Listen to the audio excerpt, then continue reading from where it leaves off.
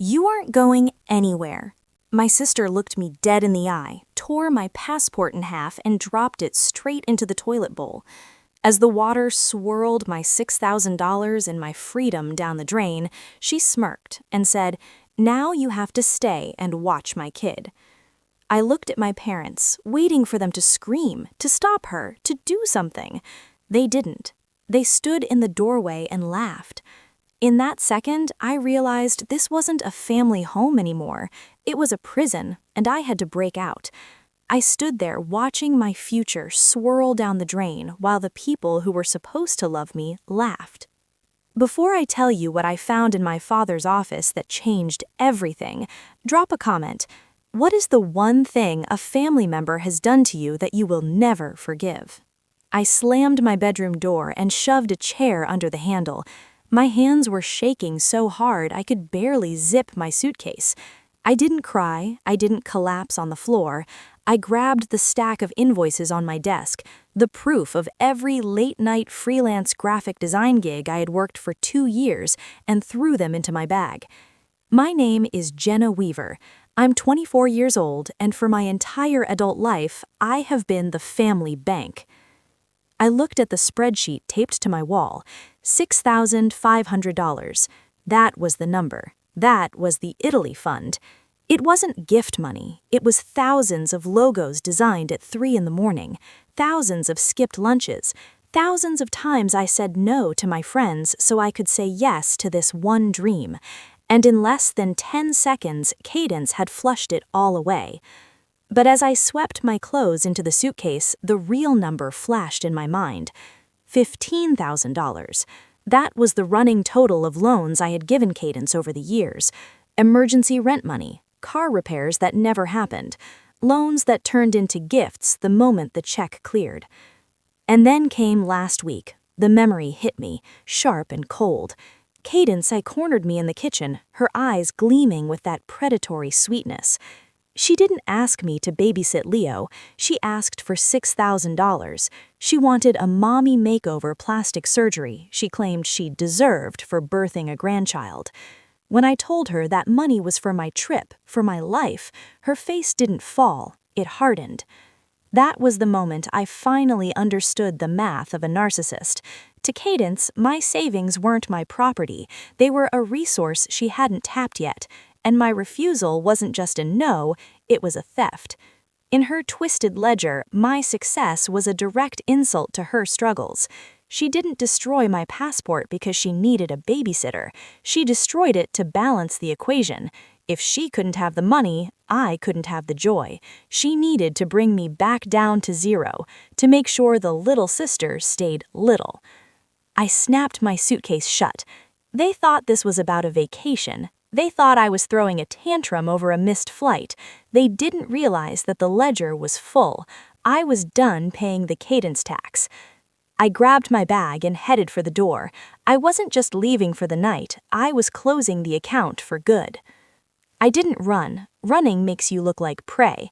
I walked down the stairs with my bag slung over my shoulder, my boots hitting the hardwood with a steady, rhythmic thud. I could feel their eyes on my back, Cadence, Griffin, my mother, but I didn't turn around. I had one goal, the front door. I reached for the brass handle, my fingers inches from the cold metal, when a hand slammed against the wood right next to my head. It was my father. Lawrence didn't look like the man who had taught me how to drive or walked me to the bus stop. He looked like a bouncer at a club I wasn't allowed into. He didn't say a word, he just reached up and slid the deadbolt shut. The click echoed through the entryway like a judge's gavel. He turned to face me, crossing his arms over his chest, his bulk filling the frame. He wasn't keeping the peace, he was blocking the exit. "Get out of the way," I said. My voice was low, devoid of the tremor I felt in my knees. "You aren't walking out on this family," he growled. "You're going to turn around, go back into the kitchen, and apologize to your sister." I stared at him. "She flushed my passport, she stole my savings, and you want me to apologize?" "She's stressed, Jenna." My mother, Margot, stepped up beside him. Her voice wasn't soothing anymore, it was sharp, impatient. Don't be dramatic. Just transfer the money to Cadence's account. If you give her the $6,000, we can forget you tried to run away. We can be a family again." The air left my lungs. There it was, the naked, ugly truth. They didn't want a reconciliation. They wanted a transaction. This wasn't an intervention. It was a hostage situation. They were holding me in my childhood home until I paid the Cadence tax. I looked at my mother's face. For years, I thought she was a victim of Cadence's tantrums, just like me. I thought she walked on eggshells to keep the peace. But as she stood there blocking my escape, demanding my life savings to fund her golden child's vanity surgery, the illusion shattered. They weren't peacekeepers. They were human shields. They knew Cadence was a monster. They had created her, fed her, and enabled her. But they were too weak to deal with her rage. So they made a calculation.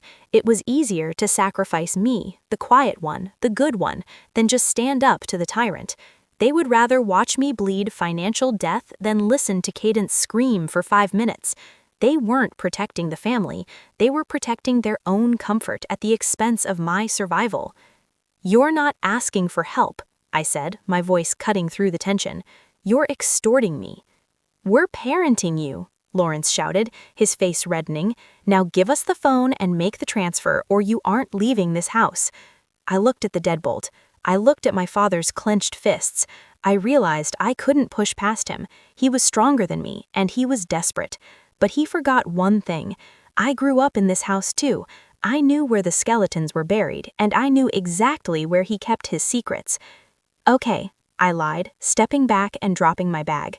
"I need to use the bathroom first, then I'll pay her." They relaxed, just a fraction. The smug satisfaction on my mother's face made me want to scream, but I swallowed it. I turned and walked away from the door, but I didn't head for the bathroom. I sprinted toward the back of the house, straight for the one room my father thought was his sanctuary. I pivoted on my heel and bolted down the hallway. My father lunged, his fingers grazing the strap of my bag, but he was too slow. I reached the heavy oak door of his home office, threw myself inside, and slammed it shut. I twisted the deadbolt and engaged the secondary floor latch just as his shoulder hit the wood from the other side. The door shuddered, but it held. This room was his sanctuary, built to keep the world out. Now it was keeping him out. "Open this door, Jenna," Lawrence screamed, pounding on the wood with a rhythmic, terrifying violence. "You are making this worse. You are destroying this family." I didn't answer. I didn't waste breath on screaming back. I dropped my bag and slid into the leather chair behind his massive mahogany desk. My hands were steady now. The fear had evaporated, replaced by a cold, humming clarity. I wasn't the daughter anymore. I was the auditor. I awoke the computer monitor. It glowed to life, demanding a password. I typed it in without hesitation. My mother's birthday, followed by his favorite football jersey number. He had never changed it since I set the system up for him 5 years ago. Access granted. While they screamed and kicked at the door, vibrating the floorboards beneath my feet, I navigated straight to the family cloud server. I wasn't just looking for a way out. I was looking for the ammunition I knew was buried here. My father was a hoarder of digital documents. He kept records of everything, convinced he was the master of his domain. First, the security system. I pulled up the timeline from 20 minutes ago. There it was, the high-def footage of the hallway, Cadence tearing the passport, the smirk, the flush. Then the footage of the living room, my father blocking the door, my mother demanding the transfer. It was all there. Extortion, false imprisonment, destruction of property. I downloaded the clips to my phone and emailed a backup copy to a secure server. But I wasn't done. I knew there was something else. For months, I had noticed odd letters arriving from banks I didn't recognize. Letters my mother would snatch from the mailbox and hide in her purse. I opened the folder labeled Finances and clicked through the subfolders until I found one simply named C. I opened the first PDF. It was a credit card statement. The balance was $15,000. The cardholder's name was Griffin, Cadence's husband, but the billing address wasn't their apartment. It was a P.O. box in my father's name. I opened the next one, another card, $12,000. Another, $18,000. The total debt was nearly $45,000. I stared at the screen, the blue light reflecting in my eyes. This wasn't just Cadence being bad with money. This was identity theft. She had opened secret credit cards in her husband's name to fund her lifestyle. And my parents weren't just ignoring it, they were facilitating it.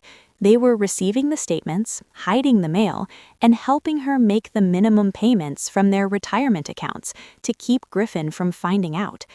The realization hit me with the force of a physical blow. They weren't just shielding her from consequences. They were active accomplices in financial fraud. They were willing to let Griffin's credit score implode, willing to let him drown in debt he didn't create, just to keep their golden child happy. It was the ultimate expression of the enabler's guilt. They had become criminals to avoid the discomfort of holding her accountable. Outside, the pounding stopped. "Jenna!" My mother's voice came through the wood, tremulous and weeping. "Please, we just want to help you. Don't do anything you can't take back." "I'm not doing anything," I whispered to the empty room. "I'm just forwarding the mail." I compiled the credit card statements into a single PDF dossier. I attached the security footage of the passport destruction. I opened a new email, typed Griffin's work address in the recipient line, and added the subject, "The debt you don't know about." I hovered over the send button. This was the nuclear option. This would end Cadence's marriage. It would expose my parents. It would burn the family tree down to the roots. I thought about my $6,000 swirling in the toilet. I thought about the deadbolt on the front door. I clicked send. 911, what is your emergency? My name is Jenna Weaver. I am being held against my will at 2847 Maple Street. My father has barricaded the doors and is refusing to let me leave. I am in immediate danger. I didn't wait for the operator's questions. I saw the red and blue lights wash over the walls of the study, painting the room in a strobe of emergency. They were fast. I hung up the phone and took a deep breath. I thought the nightmare was ending. I thought the cavalry had arrived to break the siege. I unlocked the deadbolt. The moment the latch clicked, the door didn't just open, it was flung wide. But it wasn't the police standing there. It was Cadence. And she didn't look like the tyrant who had been pounding on the wood seconds ago. She looked like a victim of a massacre. Blood streamed down her left cheek. Deep, jagged scratches marred her face, fresh, angry lines that I knew with sickening certainty had been carved by her own fingernails in the hallway while I was on the phone. Her blouse was ripped at the shoulder, exposing her strap. Her hair was a chaotic nest. "Help!" she screamed, the sound raw and terrifying. She threw herself backward into the hallway just as the front door burst open and two uniformed officers stormed in. "Help me! She went crazy! She tried to kill me!"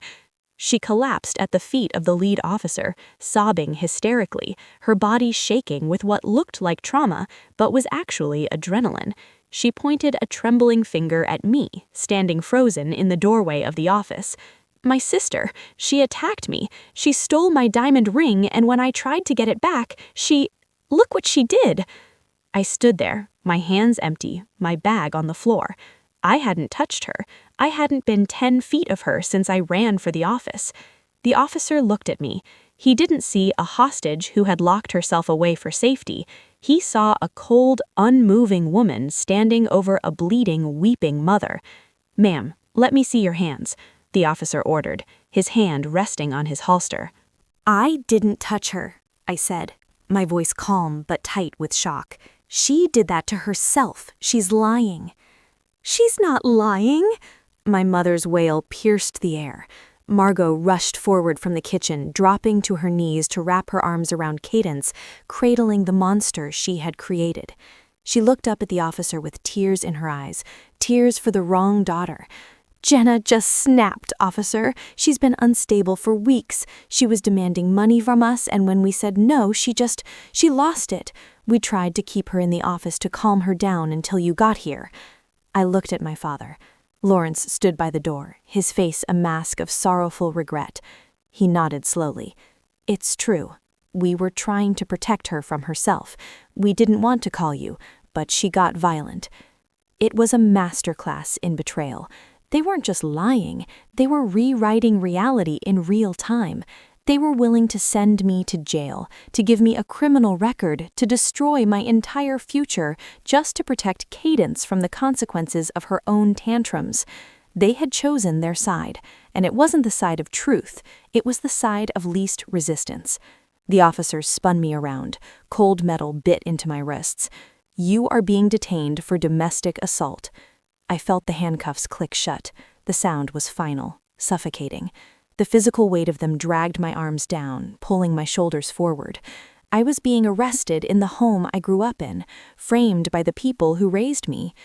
"You have the right to remain silent," the officer recited, pushing me toward the door. As they marched me past the huddle of my family, Cadence looked up from her theatrical sobbing. She buried her face in my mother's shoulder, pretending to hide her pain, but she turned just enough so only I could see her. The tears stopped instantly, the fear vanished, and there it was again, that slow, toxic smirk. "I win," her eyes said. "You tried to fight the golden child, and now you're going to lose everything." The injustice burned in my throat like bile. They had stolen my money, destroyed my property, held me hostage, and now they were framing me for a felony. It looked like the end. It looked like the villain had won. But Cadence forgot one thing. She forgot that I wasn't just the sister she bullied. I was the one who set up the Wi-Fi. I was the one who installed the apps, and I knew exactly what the little blinking eye in the corner of the ceiling had seen. I kept my voice steady as Cadence screamed and my mother begged. "Officer, my phone is in my back pocket. Unlock it." The Blue Shield app auto-uploaded everything. He hesitated, then pulled out my phone, unlocked it, and pressed play. In silence, we all listened. My father threatening me, blocking the door, Cadence clawing her own face before pretending I attacked her. The officer removed my cuffs and turned on her instead. Cadence shrieked. The footage was fake, but he arrested her for filing a false report and destroying federal property. That was when Griffin rushed in, not to save her but to confront my father with proof she had stolen his identity and opened credit cards in his name. He told Lawrence he was pressing charges, taking Leo, and filing for divorce. My parents stared at me, furious and helpless. My father snapped that I was homeless, but I just laughed. I handed him the deed paperwork. He had put me on the house title years ago when his credit was wrecked. I now owned half and was forcing a court-ordered sale unless they paid me $50,000 in 30 days. They didn't have it. 6 months later, I was eating gelato in Rome when the deposit hit my phone, $62,450. Cadence had pled to probation, Griffin got custody, and my parents lost their home and now lived crammed into an apartment with her. I took a selfie, sent it to the family chat with the caption, "Worth the wait," and blocked them all. For the first time, I felt free. Family isn't sacrifice without return.